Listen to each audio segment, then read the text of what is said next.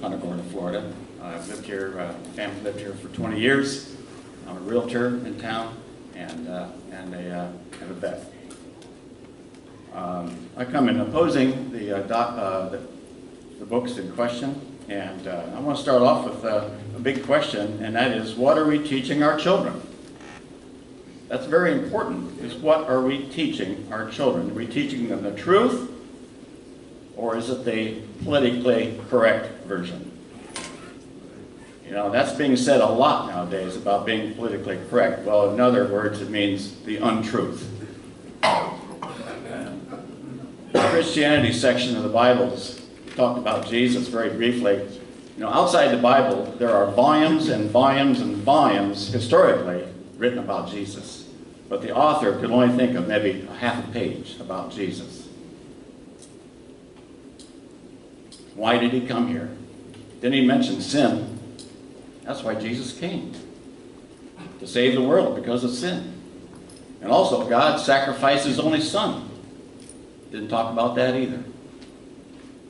In Islam, Muhammad is a prophet. What did he prophesy? He didn't prophesy nothing. The word love is not mentioned in the Quran. I have a Quran. I've been listening to people, experts on the Quran. Ever since 9/11, I wanted to know what this Islam thing was. And I've been reading books and books and listening to people that are authority on the subject. And it wasn't what I saw in a history book. Love is all over the Bible, but not in the Quran. When Muhammad couldn't get the very many people to accept his belief in Mecca, he went to Medina. And then he had trouble there, so what did he use? The sword. That's how he spread his faith. Not with love or reasoning. He used the sword. If you didn't believe, killed him. It's mentioned in there that Muhammad couldn't convince a number of Jews to convert to Islam, so he beheaded 800 of them. In your book, it talks about they sugarcoated it and said they were terminated. Well, they were beheaded. Okay, do we see that today in the world?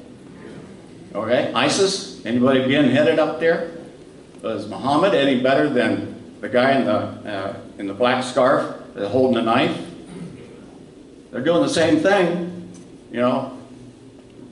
We think awful things of that guy that's killing these captives, but Muhammad, oh, he's awesome.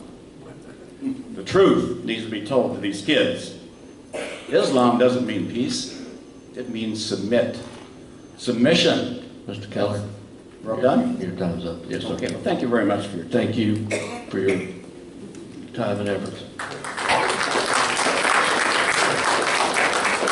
Joanne Mulvaney to be followed by Bob McDuffie.